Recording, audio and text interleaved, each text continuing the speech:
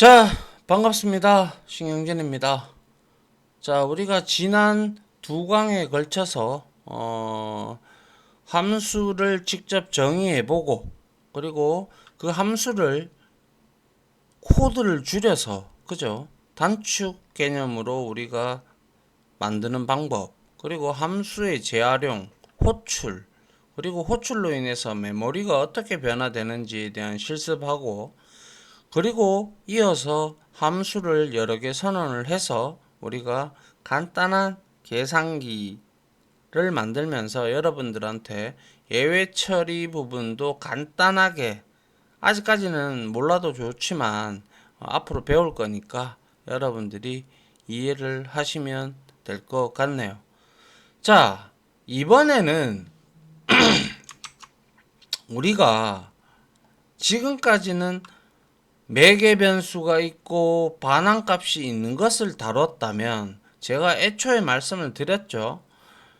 함수는 매개 변수가 없어도 그만이고 리턴 타입이 없어도 그만이다 라고 말씀을 드린 적이 이미 있습니다. 그래서 그거에 대해서 이제 한번 살펴볼 텐데요. 자, 반환값이 없는 함수, 즉 이제 내용을 살펴보면 함수의 반환값은 생략을 할 수가 있어요. 뭐 리턴할 필요가 없다면 생략해도 된다는 뜻이죠. 예를 들어 두 인자를 그대로 매개 변수로 받아가지고 그 값을 함수에서 출력을 해, 함수에서 무슨 처리를 해서 어떻게 해서 거기에서 결과를 출력을 해버린다면 굳이 리턴 값이 필요 없을 때도 있어요. 그죠? 그래서 함수는 값을 반환하지 않아도 된다. 그렇기 때문에 즉 다시 말해서 리턴문을 생략할 수 있다 이 뜻이죠. 반환값이 없는데 리턴문이 뭐가 필요해요? 그죠? 예. 하지만 그 대신에 반환값의 자료형을 유닛이라는 자료형으로 지정하거나 생략할 수가 있는데요. 자, 유닛이라는 것은 제가 어떻게 설명을 드리면 좋을런지 모르겠지만, 자, 자바 같은 경우하고 조금 비교를 해볼게요. 자바는 우리가 함수에서 void라는 게 있어요. 이거는 영어로 무엇이 없는, 뭐 공허한 이러한 뜻을 지닙니다. 그래서 함수를 만약에 자바에서 선언을 할 때는 함수를 내가 리턴 타입이 없게끔 선언하려 그러면 void 뭐 add 해서 int a, int b 이렇게 받아서 뭐 이렇게 우리가 사용을 한단 말이에요. 그러면 이 여기서 자바에서의 void는 아예 값이 리턴 타입이 없다라는 걸 의미를 하기 때문에 이 함수 안에서 이 a, b를 더해 가지고 뭐 출력을 하든지 말든지 네 알아서 해라 이 뜻이에요. 그런데 코틀린에서는 유닛이라는 게 비슷한 기능을 해요. 유닛이라는 자료형이. 근데 엄밀히 보면 차이점이 틀려요. 차이점이 있어요.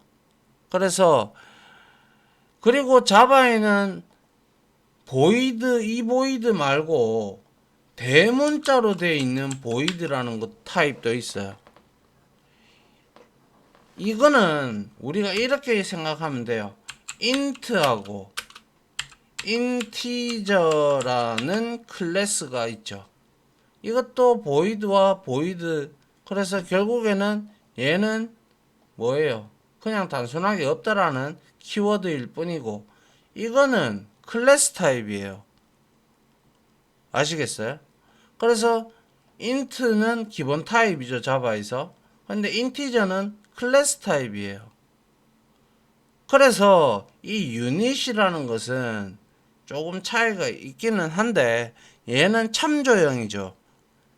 우리가 코틀린에서는 전부 참조형이죠. 그죠? 그래서 유닛은 한마디로 말해서 보이드, 자바의 보이드 클래스와 이 보이드하고 합쳐 놓은 거예요. 뒤에서 디테일하게 제가 또 설명을 드리겠지만 한번 들어보는 것도 나쁘지 않기 때문에 말씀을 드리는 거예요. 그래서 이 유닛이라는 것은 싱글톤이라는 것을 가지는데요. 유닛은 그래서 단 하나의 값만 가진다라고 얘기를 해요. 얘는 싱글톤은 또 설명을 하려면 또 긴데, 싱글톤 같은 경우는 외부에서 객체를 못 만들어요. 싱글톤 패턴이라는 게 있는데, 그거는 외부에서 객체를 못 만들고 내부에서 객체를 클래스 내부에서 스태틱이라는 키워드를 통해 가지고 하나의 인스턴스를 리턴을 해줘요. 그걸 가지고 이제 하나의 인스턴스를 가지고 우리가 작업을 할 때 우리가 싱글톤 예를 들어서 DB 커넥션 풀이라든지 스레드 풀이라든지 이런 것들을 우리가 다루는 형태가 바로 싱글톤 형태인데요. 그러한 형태로 유닛은 싱글톤 형태로 되어 있다 보니까 얘는 단 하나의 값만 가집니다. 일단은 우리가 아직 제네릭이라는 걸 배우지 않았기 때문에 일단은 리턴할 때 반환값이 없을 때 유닛이라는 자료형을 사용하는구나 라고 생각을 하시면 돼요. 알겠죠? 예. 그래서 유닛은 코틀린에서 다루는 특수한 자료형 중에 하나로 반환값이 없을 때 사용합니다. 그래서 만약에 펑션에서 프린트 썸에서 이렇게 했다. 그러면 리턴 타입이 없죠. 지금 유닛으로 해놔서. 그래서 여기 리턴문이 없단 말이에요. 그래서 여기서 A와 B를 받아서 그냥 sum of 뭐예요? 이게 A 값 찍고 and B 값 찍고 is 해서 달러 해서 A 플러스 B 하면 여기에서 출력을 하고 얘는 그냥 반환값이 없기 때문에 호출한 곳에 돌려줄 값이 없게 되는 거예요. 아시겠죠? 아울러 다음은 유닛을 생략한 것인데요. 코틀린은 함수에서 반환값과 반환값의 자료형이 없으면 반환값의 자료형을 유닛으로 추론을 합니다. 아시겠어요? 예. 만약에 여기에 리턴이 있다. 예를 들어서 그러면 얘는 int 더하기 int로 해서 int로 유추가 돼요. 그런데 여기에서는 반환하는 리턴문이 없기 때문에 유닛이라는 것을 우리가 생략을 하더라도 제가 근데 이 방법이 권장한다라고 말씀을 드렸죠. 근데 좀 더 줄이기 위해서 이렇게 유닛 안 적게 되면 타입 추론인 컴파일러가 그렇게 해 준다라는 거예요. 아시겠죠? 예. 반환값의 자료형을 생략할 수 있으니 함수 작성이 조금 편리해졌다. 편리해진 것보다는 그냥 저는 이 방법을 권장드리기 때문에 별반 다른 건 없어졌어요. 하지만 실제로는 반환값의 자료형이 유닛임을 항상 기억을 해야 한다라는 거예요. 알겠죠? 예. 그래서 유닛은 제가 앞서 말씀드렸지만 자바의 보이드 형과 대응한다. 근데 딱 보이드하고 똑같이 그냥 해당하는 키워드와 동일하지는 않아요. 근데 그 행동이 보이드형과 보이드 클래스형을 플러스해 놓은 게 바로 유닛이라고 보시면 된다라고 했듯이. 근데 그래서 하지만 보이드는 정말로 아무것도 반환하지 않아요. 얘는 없는 공허한 이런 뜻을 지니기 때문에 자바에서의 보이드는 정말 아무것도 반환하지 않고 유닛은 특수한 객체를 반환한다는 차이점이 있습니다. 이 내용은 우리가 제네릭도 알아야 되고, 그리고 뭐 싱글톤이라는 개념도 나중에 패턴을 공부를 해야 할 때도 또 나오니까 그때 보시면 됩니다. 그래서 일단 유닛이라는 것이 반환형이 없을 때 쓰는구나. 일단 요까지만 여러분들이 기억을 해 주시면 좋겠네요. 알겠죠? 예. 자, 그 다음 한번 볼게요. 자, 매개 변수 제대로 활용하기 라는 게 나오는데요. 우리가 앞에서 함수의 구성 요소에서 설명하며 매개 변수에 대한 이야기를 했는데, 그런데 코틀린에서는 매개 변수를 조금 더 특별한 방법으로 사용할 수가 있어요. 예를 들어 여러분들이 어떤 회원의 이름 그리고 이메일 주소를 받아 매개 변수로 받아 회원 목록에 저장하는 함수를 개발하는 상황을 한번 떠올려 보죠. 그런데 중요한 거는 요즘에는 뭐 대다수 이메일 주소는 다 기본적으로 다 가지고 있지만, 좀 PC를 잘 다루지 못하시는 분들이나 PC를 안 하시는 분들은, 하긴 요즘에는 이메일이 워낙 필수적인 상황이라 거의 다 있을 거라고 보겠네요. 그죠? 근데 그래도 예를 들어 이메일 주소가 없는 회원이 있을 수도 있겠죠. 그죠? 있어서 이런 회원의 이메일 주소는 내가 디폴트라는 스트링 값을 문자열로 함수에 전달하여 처리하기로 했다 해서 펑션에서 add라는 함수를 name은 스트링 타입으로 받을 거고 이메일도 스트링 타입으로 받을 거예요. 그죠? 이렇게 하면 호출할 때 스트링 두 개가 들어와야 되겠죠. 그죠? 그리고 나서 무언가 어디에 저장을 하겠죠. 변수에다가 저장을 하든 뭐 데이터베이스에 저장을 하든 할 거란 말이죠. 그런데 add 함수를 호출할 때마다 우리가 디폴트라는 스트링을 계속 함수의 인자로 넘겨주는 것이, 이렇게 계속 넘겨줘야 되잖아요. 그죠? 넘겨주는 것이 어떻게 보면 매우 번거롭다라는 것이에요. 맞잖아요. 그죠? 똑같은 값인데 이렇게 뭐 하려고 이렇게 또 계속 반복되면서 이렇게 우리가 호출을 할 필요가 없다라는 것이죠. 근데 어차피 뭐 이름이 다르기 때문에 이름도 동명이인이 있을 수도 있잖아요. 그죠?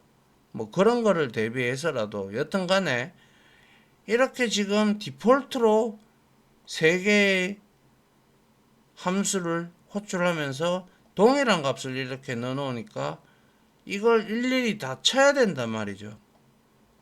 그죠? 귀찮아요. 그죠? 그럴 때 코틀린에서는 디폴트 인수라고 하는 게 있어요. 그걸 한번 보시죠. 그래서 add 함수에 이름만 입력하여 호출하면 자동으로 이메일에 디폴트 값이 입력되면 참 좋겠죠. 구태여 디폴트 함수 호출할 때 디폴트를 일일이 우리가 적어주지 않아도 된다라는 거죠. 맞습니까? 그래서 코틀린은 이런 함수 매개 변수의 기본값, 이거를 우리가 디폴트 인자값이라고 흔히들 얘기를 합니다. 자, 기능을 제공한다. 그래서 함수를 선언할 때 매개 변수에 기본값을 지정을 할 수 있다는 것인데, 다음은 이메일의 기본값을 디폴트로 지정한 것이다.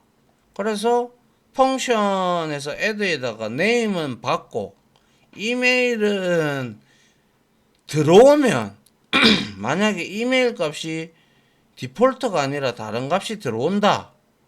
들어오면 그 들어오는 입력값을 스트링으로 저장해서 받아들이고 이메일에다가, 만약에 이메일을 이 add 함수를 호출하는데 이름만 들어왔다. 예를 들어. 그러면 자동으로 이메일 주소는 디폴트다라는 값이 자동으로 들어가는 거예요. 이거는. 알겠죠? 그래서 이메일의 기본값은 디폴트, 즉 이메일로 넘어오는 값이 없다면 자동으로 디폴트가 입력이 된다, 이 뜻을 의미합니다. 근데 매개 변수를 내가 두 개 다 줬어. 그러면 이 디폴트 인자값 이거는 무시됩니다. 아시겠죠? 예. 자, 이렇게 하면 이메일에 대한 기본값이 정해져 있기 때문에 다음과 같이 name에 대한 인자값만 전달을 해도 함수 호출에 문제가 없다는 거죠. 그죠? 그래서 add 영덕인가요? 예, 영덕 해서, 그러면 얘 영덕은 하나의 인자만 전달을 했기 때문에 얘 이메일 주소는 디폴트라는 문자열이 들어가는 거예요. 아시겠죠? 예. 물론 모든 매개 변수의 기본값을 지정하면 인자를 전달하지 않고도 함수를 실행할 수 있다. 그렇겠죠? add 펑션 해놓고 name에다가 스트링에다가 최고의 코틀린 프로그래머 이메일에다가도 디폴트 이래 적어놨어요. 그러면 이 함수를 호출할 때 내가 아무런 인자값을 주지 않았어. 이렇게 add처럼. 그러면 얘는 name에는 최고의 코틀린 프로그래머, 이메일에는 디폴트로 저장이 되고, 근데 함수 호출할 때 내가 또 두 개의 인자나 한 개의 인자가 들어서 호출을 한다면 그 값은 디폴트 값을 무시하고 우리가 적어준 이 스트링이 여기에 대입이 된다라는 거예요. 아시겠죠? 이것은 굉장히 편리한 기능입니다. 왜냐하면 우리가 기본적으로 회원 가입을 한다든지 할 때 뭐라고 할까요? 취미 이런 것들이나 이렇게 옵션들이 많이 있죠. 그죠? 관심 분야 이런 것들이 있단 말이에요. 굳이 선택 안 해도 되는 것들. 그죠? 그런 것들이 있다면 우리가 매개 변수로 만약에 선택하는 사람도 있고 안 하는 사람도 있기 때문에 그런 것들을 우리가 그냥 없음 아니면 관심 분야 없음이라고 우리가 디폴트 값으로 딱 주면 이 사람은 관심 분야가 없구나, 체크 안 했구나라는 것을 우리는 인지하게 되죠.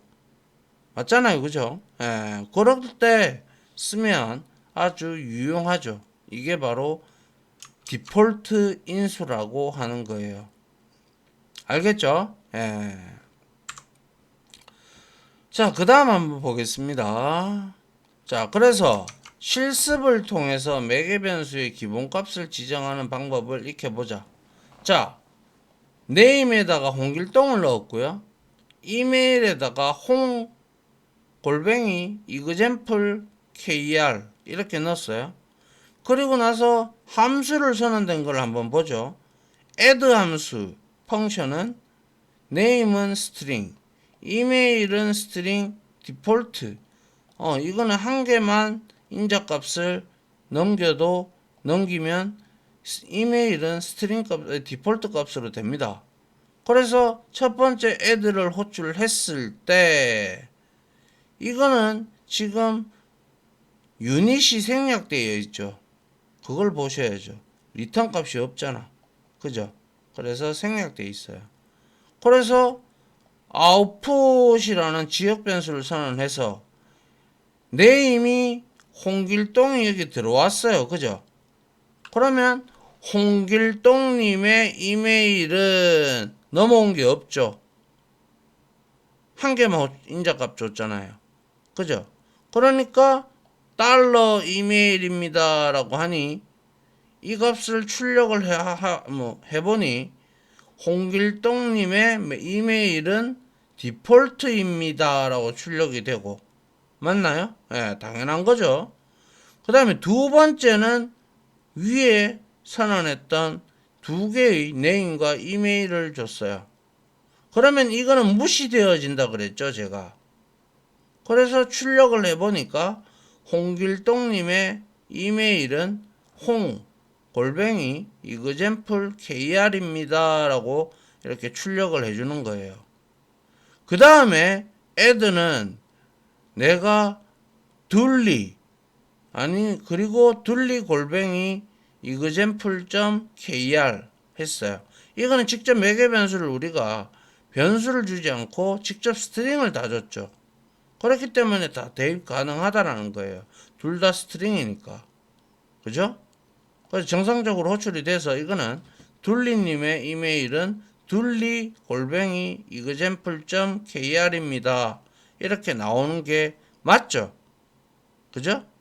그 다음에 요까지는 이제 설명을 드렸고 그 다음 한번 볼게요. 디폴트 args 함수를 그냥 호출했어요. 근데 결과값이 300이 나왔대요. 한번 보죠. 펑션 디폴트 args 해서 매개 변수가 x와 y가 int 타입으로 선언이 되어 있는데 기본 디폴트 인수 값이 100과 200이 들어있네요. 그러면 프린트 ln에서 x 플러스 y 하니까 당연히 300이 찍히는 거는 맞잖아요. 인자값 안 줬으니까. 그죠? 예. 그 다음에 디폴트 args 200을 주니까 이 200은 x를 덮어버리죠. 200으로 할당이 되고 얘는 무시가 되어지죠. 그러면 200 더하기 200은 400이 되는 거죠. 맞습니까? 예. 그래서 add 함수는 매개 변수 이메일을 기본값을 지정하고 디폴트 args 함수는 모든 매개 변수의 기본값을 지정하는 것이죠. 그래서 디폴트 args 함수는 1처럼 요거처럼 그죠? 1처럼 우리가 인자 없이 호출을 하거나 2번처럼 인자를 하나만 호출하는 방법 등으로 사용할 수가 있겠죠. 물론 두 개 넣어도 상관없어요. 500 이렇게 넣었다. 그러면 여기에 결과값은 700으로 나오겠죠. 얘가 500으로 들어가니까. 그죠? 맞습니까? 예. 그래서 이와 같이 사용이 될 수가 있다라는 거예요. 특히 이 부분은 사람들이 잘 체크를 안 하고 우리가 그런 것들을 이제 제시를 할 때 회원가입이나 또 뭐 있습니까? 뭐 여러 가지가 있겠죠. 그죠? 그런 것들에 대해서 우리가 디폴트로 이렇게 정해 주는 거죠. 그러면 프로그램이 훨씬 좀 수월하게 될 수가 있는 그러한 매개 변수를 제대로 활용을 하는 방법인 거죠. 아시겠죠? 자, 다음 한번 보죠. 자, 이번에는 매개 변수 이름과 함께 함수 호출하기인데요. 예를 들어 매개 변수가 너무 많은 매개 변수는 제가 없어도 되고 무한대로 있어도 된다고 했어요. 그런데 무한대로 있으면 호출하다가 볼일 다 보고 뭐 그렇게 되겠죠. 그죠? 그런데 적절하게 이렇게 한 대여섯 개도 어떻게 보면 많죠. 그죠? 예, 그런데 아무튼 간에 너무 많은 함수를 호출하다 보면 가끔 우리가 호출할 때 함수의 선언보를 보고 호출을 하는데 어떤 인자를 어떤 매개 변수에 전달했는지 헷갈리는 경우도 있어요. 그죠? 있겠죠? 저도 종종 저도 이제 뭐고 한두 번쯤은 겪어본 경험이 있기 때문에 자 그래서 코틀린은 매개 변수의 이름과 함께 인자를 전달하는 방법을 또 역시 제공을 하는데요. 자 이거는 자바에는 없어요. 알겠죠? 그래서 다음은 매개 변수가 3개인 named pherom이라는 함수를 매개 변수의 이름과 함께 호출한 거예요. 한번 보죠.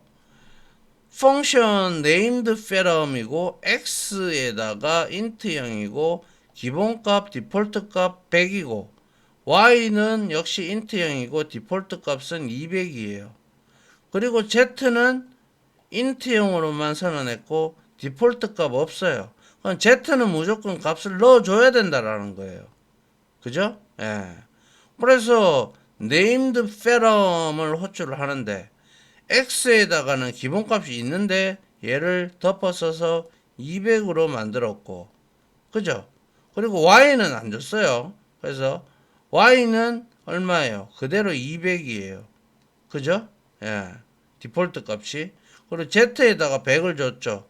그래서 프린트 ln에서 x 플러스 y 플러스 z를 하니까 200, 200, 100 더해져 가지고 500이 출력이 되는 거죠. 그죠? 근데 두 번째 named pherom에는 z 값은 무조건 줘야 돼요. 디폴트 값이 없기 때문에. 그래서 150을 줬단 말이에요. 그러면 이걸 더하면 100 더하기 200 더하기 150이 되죠. 그래서 결과론적으로 얼마? 450이 호출이 되는 거예요. 이해하시겠어요? 그래서 이와 같이 X, Z, Z 이렇게 매개 변수의 이름, 매개 변수의 이름 아닙니까? 그죠? 매개 변수의 이름과 함께 이렇게 호출도 가능하다라는 거예요. 그래서 x는 200과 같은 형태로 매개 변수의 이름을 붙여 함수를 호출하니 함수 호출 부분만 읽어도 어떤 매개 변수에 어떤 값이 전달되어졌는지 이게 만약에 굉장히 진짜 복잡하게 막 여러 코드가 매개 변수가 있다면 알기 쉽죠. x에 200 줬구나. 그죠? 예, 이렇게. 그리고 물론 말씀드렸지만 z는 기본값이 없기 때문에 기본값을 디폴트 값을 지정하지 않았기 때문에 반드시 인자를 전달을 해야 돼요. 전달하지 않으면 함수 호출에서 에러가 발생을 함을 우리는 알 수가 있습니다. 알겠죠? 예. 이렇게 호출해도 된다라는 거예요. 매개 변수 그게 어떻게 가능해요?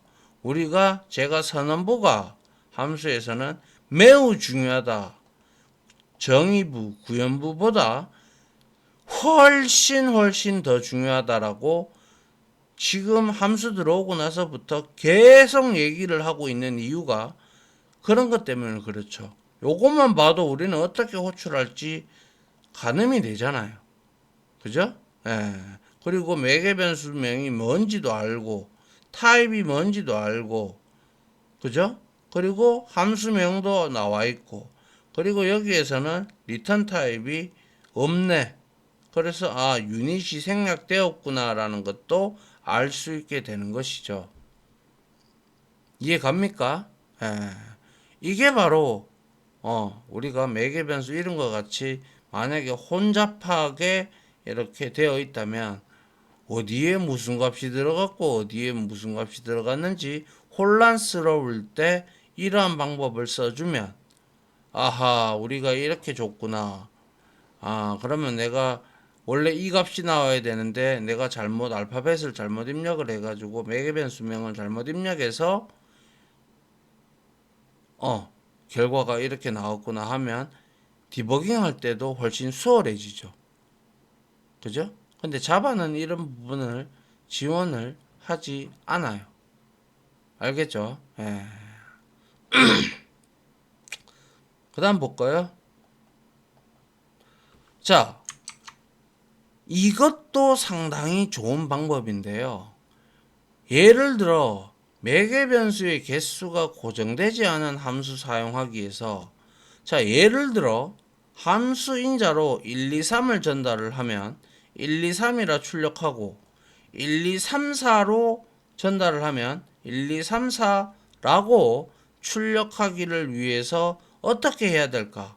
지금까지 우리가 배운 생각으로는, 그죠? 지금까지 배운 내용으로는 이 문제를 처리하려면 숫자 3개를 입력받는 함수와 숫자 4개를 입력받는 함수를 하나씩 만들면 되겠죠. 그래서 프린트 3 넘버에서 매개 변수 3개 주고 프린트 4 넘버즈 해서 4개의 매개 변수를 받는 이렇게 함수를 만들어 줘야 되는 게 정상적이죠. 우리가 지금까지 배운 지식으로 생각을 하자면 말이죠. 그런데 코틀린에서는 이 방법이 상당히 불편합니다. 그죠? 예. 두 함수 모두 프린트 3 넘버즈와 프린트 4 넘버즈의 역할이 동일하다는 점을 이용을 하면 조금 더 쉽게 이 문제를 해결할 수 있지 않겠습니까? 자, 이럴 때는 우리가 가변인자, 인수의 개수가 변한다라는 뜻을 가지고 있는 variable number of arguments 이렇게 해서 이거를 사용을 하면 되는데요.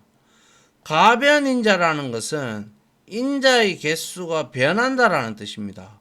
지금 인자의 개수가 변했죠, 이거. 그래서 가변인자를 사용을 하면 함수는 하나만 정의해 놓고 여러 개의 인자를 받을 수가 있습니다. 그래서 가변인자의 방법은 사용하는 방법은 아주 간단한데요. 함수를 선언할 때 매개 변수 왼쪽에 가변인자의 약어